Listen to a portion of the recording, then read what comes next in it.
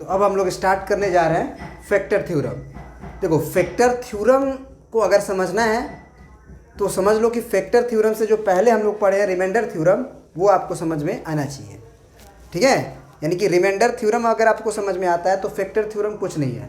आप ये भी कह सकते हो इनडायरेक्टली कि फैक्टर थ्योरम इज ऑल्सो, या फिर ये भी बोल सकते हो कि factor theorem is nothing but remainder theorem. मतलब दोनों सेम ही है, अलग नहीं है, सेम है एकदम, है ना। तो फैक्टर थ्योरम की ये कहानियाँ समझने से पहले हम एक चीज़ आपसे पूछ रहे हैं, आप बताइएगा। हम पूछ रहे हैं कि बताइए कि 2 इज अ फैक्टर ऑफ 10 और not. 2 is a factor of 10 और नॉट। तो बोलिएगा हाँ 2 10 का फैक्टर है। क्यों 2 10 का फैक्टर है? क्योंकि हम 10 को लिख सकते हैं 2 गुने 5 और 2 इसमें फैक्टर के रूप में मौजूद है ना। फिर हम बोलेंगे कि 2 इज अ फैक्टर ऑफ 11। तो अब बोलिएगा ना, क्योंकि 11 को फैक्टराइज करिएगा तो 2 उसके मल्टीपल में नहीं आएगा। उसी तरह से हम बोलेंगे कि आप बताइए कि 3 इज अ फैक्टर ऑफ 15। तो हाँ है। क्यों है? क्योंकि 15 को हम लिख सकते हैं 3 गुने 5। तो 15 में फैक्टर के रूप में 3 मौजूद है, 3 का इंटू है उसमें। और वही बोलेंगे कि 3 इज अ फैक्टर ऑफ 16, तब नहीं होगा। क्यों नहीं होगा? क्योंकि 16 का फैक्टराइजेशन आप करिएगा तो 2 का केवल फैक्टर मिलेगा। तो यही है कि अगर फैक्टर है तो वो मल्टीपल में होगा और फैक्टर नहीं है तो मल्टीपल में नहीं होगा। इसी तरीका को एक दूसरे तरीका से, दूसरे नज़रिया से देखा जाता है कि अगर फैक्टर होगा तो क्या होगा। वो दूसरा नज़रिया क्या है? एक तो है कि फैक्टर है तो मल्टीप्लाई में मौजूद होना चाहिए, और एक नज़रिया है कि आपको जो पूछा है, जैसे बोला है कि 2 इज अ फैक्टर ऑफ 10, तो आप क्या करो कि 2 से भाग दो 10 में, 2 से 10 में भाग दो। और अगर रिमाइंडर 0 आ गया तो बोलो फैक्टर है। अगर रिमाइंडर 0 नहीं आया तो बोलो फैक्टर नहीं है। यहाँ से देखो, यहाँ रिमाइंडर बच गया ना कुछ, यानी कि 2 जो है वो 11 का फैक्टर नहीं है, 2 जो है वो 10 का फैक्टर है, 3 जो है वो 15 का फैक्टर है, और ये 3 जो है 16 का फैक्टर नहीं है। सॉरी, यहाँ पे नहीं कट करना चाहिए, यहाँ करना चाहिए, है ना। क्योंकि फिर से 3 से अगर हम भागा देंगे 15 में तो 3 5 15। इसका मतलब तुम ऐसी इस चीज़ को याद रखो कि अगर हम कोई नंबर से किसी नंबर में भाग दे रहे हैं और अगर रिमाइंडर 0 आ गया तब हम बोलेंगे कि फैक्टर है, और अगर रिमाइंडर 0 नहीं आया तो हम बोलेंगे कि फैक्टर नहीं है। यही अगर बात तुम याद रख लेते हो तो ये फैक्टर थ्योरम और कुछ ही है ही नहीं, बहुत ही आसान लगेगा तुमको। तो चलिए अब मिटाने के बाद हम अब समझाते हैं फैक्टर थ्योरम। अब चलो, अब यहाँ पे देखो, इस कहानी को पढ़ो। कह रहा है कि if px is be a polynomial of degree 1 और मोर देन 1, मतलब px कोई पोलिनोमियल है जिसका डिग्री 1 है। यानी कि इस तरह से देख सकते हो कि px एक पोलिनोमियल है जिसका डिग्री 1 है या 1 से अधिक है। मतलब px एक पोलिनोमियल कुछ इस तरह से है, x³ + 3x² + 2x - 6, इस तरह से है। 2 भी हो सकता है, 10 भी हो सकता है, 15 भी हो सकता है। तो कह रहा है कि px be a polynomial of degree 1 और more and let alpha be any real number. और अल्फा को बोला कि कोई रियल नंबर है ऐसा, 1 है, 2 हो सकता है, -1 हो सकता है, -2 हो सकता है, -3 हो सकता है। रियल नंबर आपका -√3 भी होता है, -3/2 भी होता है। तो अल्फा कुछ इस तरह का नंबर है। अगर ऐसा है alpha be any real number, तो पहला फैक्टर थ्योरम में लिखा है कि अगर पी अल्फा का वैल्यू 0 आ रहा है, पी अल्फा का मतलब उस अल्फा का वैल्यू यहाँ पे रखने के बाद अगर ये 0 आ जा रहा है, ये कैलकुलेशन 0 आ जा रहा है, then x - alpha is a factor माना जाएगा। तब जो है अल्फा को अगर हम x बराबर अल्फा न डाला गया इसमें, तो x बराबर अल्फा डालने से अगर 0 हो रहा है तो x माइनस अल्फ़ा को फैक्टर कहेंगे।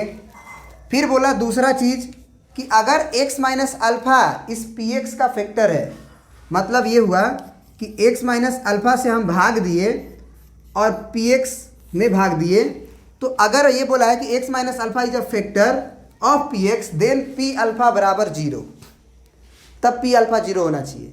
तो इसको इस तरह से समझो, इस तरह से समझो कि होता क्या है, x माइनस अल्फ़ा से तुम भाग देते हो, या फिर ऐसे समझो, उस एग्जाम्पल से ज़्यादा बढ़िया रहेगा,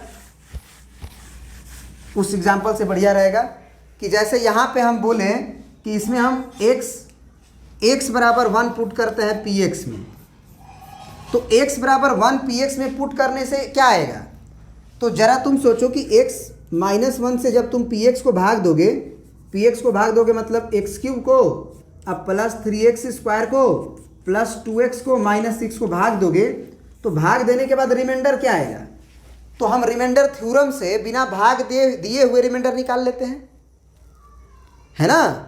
कैसे, तो इसी x माइनस 1 को 0 से इक्वेट करते हैं और इसी x बराबर 1 को हम लोग इस पोलिनोमियल में पुट करते हैं, तो रिमाइंडर का वैल्यू आता है। और हम जानते हैं अभी पढ़ के आ रहे हैं कि अगर 2 10 का फैक्टर है तो 2 5 10 रिमाइंडर 0 आ गया, 3 अगर 15 का फैक्टर है तो 3 5 15 रिमाइंडर 0 आ गया।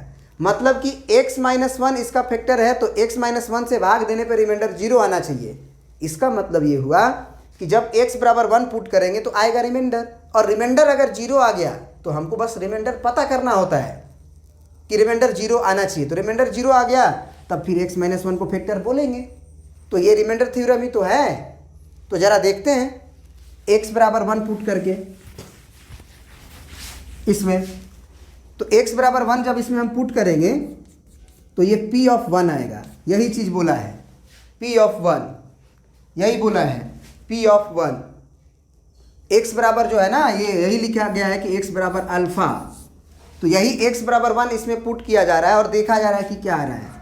तो 1 का क्यूब प्लस 3 इंटू 1 का स्क्वायर अब प्लस 2 इंटू 1 माइनस 6, तो ये हो गया 1 गुना 1 गुना 1 1 प्लस 3 माइनस प्लस 2 और माइनस 6, 3 2 5 और 1 6 माइनस 6 0, तो p ऑफ 1 0 आ गया।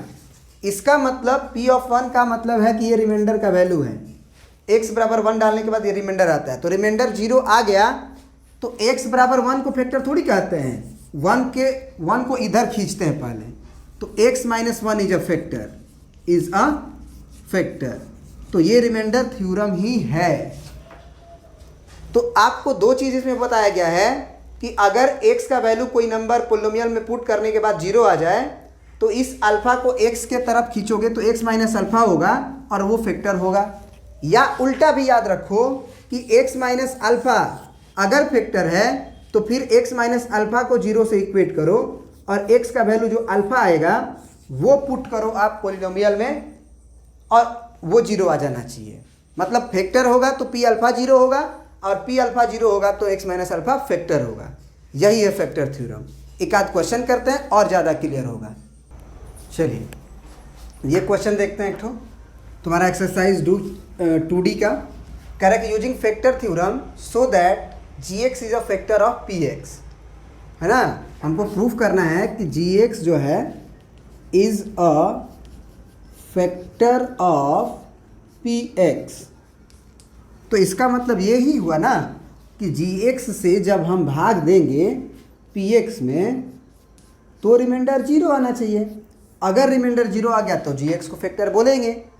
जैसे हम बताए थे आपको कि 2 जो है वो अगर 10 का फैक्टर है तो 2 में 10 से भाग देंगे तो रिमाइंडर 0 आएगा, 2 5 10, है ना। और अगर 2 जो है वो 11 का फैक्टर नहीं है तो 2 से 11 में भागा देंगे तो रिमाइंडर 0 नहीं आएगा, कुछ ना कुछ बच जाएगा। तो इसका मतलब ये हुआ कि gx से जब हम भाग देंगे तो भैया रिमाइंडर 0 अगर आ गया px में भाग देने से तो रिमाइंडर 0 आ गया तो हम बोलेंगे कि ये फैक्टर है, नहीं तो नहीं है। तो रिमाइंडर निकालने का विधि कोई ज़रूरी नहीं कि हम भाग दे के ही निकालें, हम रिमाइंडर थ्योरम से रिमाइंडर निकालेंगे। और रिमाइंडर कैसे निकालते हैं, तो x माइनस 2 को जब भाग देना होगा x क्यू माइनस 8 से तो हम x माइनस 2 को 0 से इक्वेट करते हैं और ये जो x का वैल्यू 2 आता है उसको पुट करने के बाद ये रिमाइंडर वैल्यू देता है। तो रिमाइंडर बराबर क्या लिख देंगे, x³ - 8 एट x बराबर 2।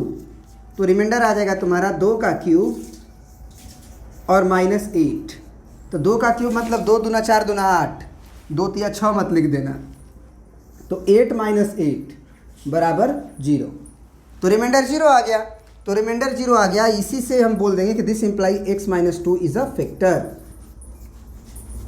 और यहाँ तो बहुत आसान भी है कि तुम x³ - 8 का अगर फार्मूला जानते हो तो तुमको फैक्टर फॉर्म में वो नज़र भी आएगा। जैसे कि हम बोलते हैं कि 2 जो है वो 10 का फैक्टर है, तो 10 को हम लोग कैसे लिख सकते हैं, 2 × 5 यानी 2 फैक्टर के रूप में मौजूद है। तो यहाँ AQ - BQ का अगर किसी को फार्मूला मालूम है, क्या होता है AQ - BQ, तो वो होता है A - B × A² + B² + AB, ये होता है। तो यहाँ साफ देख रहे हो कि AQ - BQ में A हमारा तुम्हारा x होगा और B तुम्हारा 2 होगा। ये फार्मूला वाला जितना भी अलजेब्रिक एक्सप्रेशन है इसका नेक्स्ट चैप्टर में है हम लोगों का, ठीक है ना। चैप्टर नंबर तुम्हारा 3 है फैक्टराइजेशन ऑफ पोलिनोमियल, और NCERT का जो चैप्टर है इसका 2.5 है क्लास 9 का, तो उसमें हम लोग ये सब भी देखेंगे फार्मूलाज वगैरह।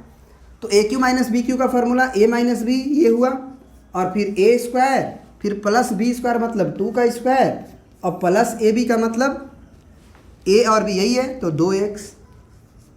तो यहाँ से देखो x - 2 जो है वो इसके मल्टीप्लाई में है कि नहीं लगा हुआ, 5 के मल्टीप्लाई में जैसे 2 लगा हुआ है 10 में, तो ये फैक्टर के रूप में मौजूद हो गया।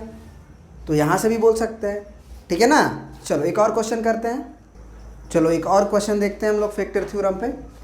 Px दिया है 2x³ + 7x² - 24x - 45 और gx दिया है x - 3। फिर से वही क्वेश्चन कि फैक्टर थ्योरम का उपयोग करिए और प्रूफ करिए कि gx is a factor of px। वापिस से बोल रहे हैं कि अगर if gx is a factor of px, इसका मतलब हुआ कि gx से जब हम px में भाग देंगे तो रिमाइंडर 0 आना चाहिए करने के बाद। तो भैया रिमाइंडर निकालने का हमारे पास तरीका है, भाग दे के नहीं निकालते हैं, हम जानते हैं बाय रिमाइंडर थ्योरम। तो कैसे देते हैं, तो gx हमारा x - 3 है और px हमारा 2x³ + 7x² - 24x और -45 है। तो भाग देने की ज़रूरत नहीं है, डायरेक्ट हम लोग क्या करेंगे कि x - 3 को 0 से इक्वेट करेंगे जिस चीज़ से भाग देना है, और इस चीज़ को हम लोग डिवाइडेंड में पुट कर देंगे। तो पुट, या फिर ऐसे लिख देंगे remainder is equal to 2x³ + 7x² - 24x - 45 at x बराबर 3। अब x बराबर 3 डालना है, तो 2 × 3 का क्यूब होगा, फिर +7 × 3 का स्क्वायर होगा, -24 × 3 होगा और -45 होगा। इसका कैलकुलेशन कितना आएगा ज़रा बताइए। तो ये होगा 3 का क्यूब मतलब 3 तिया 9, 9 तिया 27 और 27 दूना के 54, ये 54 हो गया। फिर ये हुआ देखो 3 तिया 9 और 9 और 7 63, तो +63, बढ़िया है। और फिर -24 तिया 72 यानी कि -72 है, और फिर माइनस है 45, तो -45। तो प्लस वाला को प्लस के साथ जोड़ते हैं और माइनस वाला को माइनस के साथ। तो 4 3 7, 6 और 5 11, 117, माइनस 5 2 7 और 7 4 11। इसका मतलब 117 में से 117 घट के 0, तो ये एक्चुअली रिमाइंडर का वैल्यू आ गया। तो रिमाइंडर 0 आया, तो हम क्या लिख सकते हैं, this imply x - 3 is a factor. तो लास्ट में हम लिख देंगे this imply x - 3 is a factor, ठीक है। तो इस तरह से ये क्वेश्चन किया जा सकता है। अब जरा देखो फैक्टर थ्योरम को भी एक थोड़ा सा मज़ेदार कॉन्सेप्ट देखते हैं कि कैसे gx जो है वो px के में फैक्टराइज होके आ जाता है ना। देख लेते हैं, उसको भी 2 मिनट लगेगा।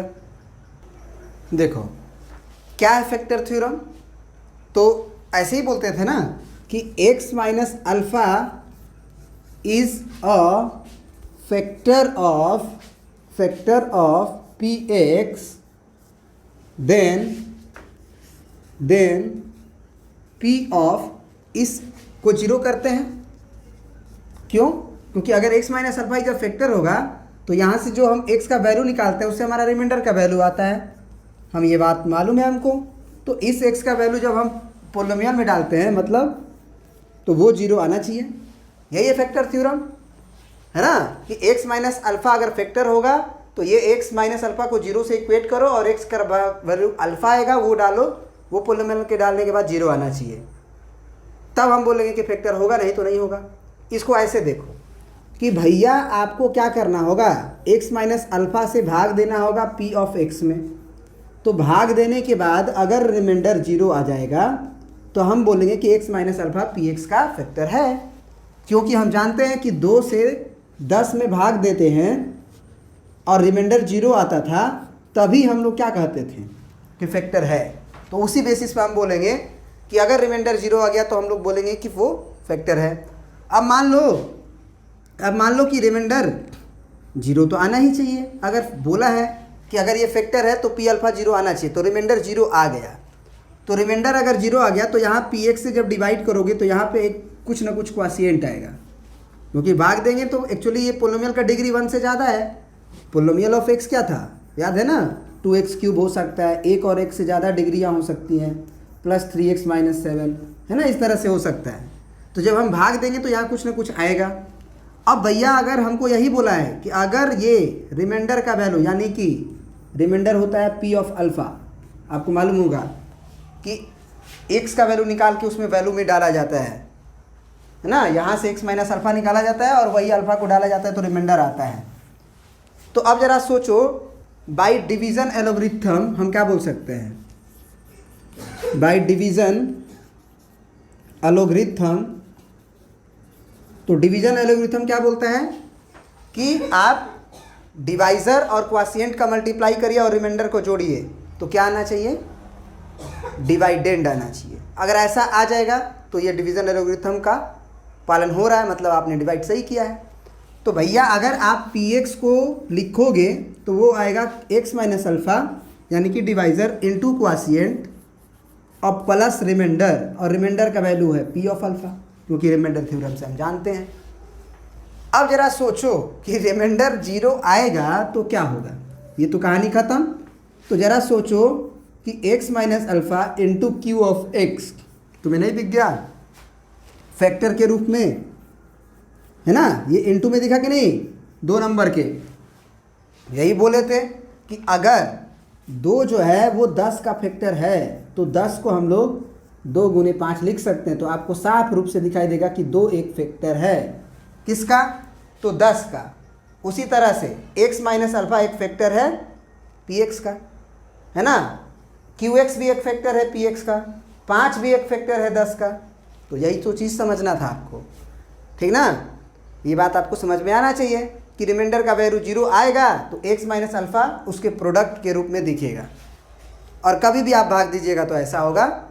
तो यही बस आपको याद रखना है, इस पे बेसिस पे क्वेश्चन आपको आसानी से हो जाएंगे, ठीक है ना। चलिए अब क्वेश्चंस आगे पढ़ते हैं नेक्स्ट वीडियो में, इसमें इतना ही।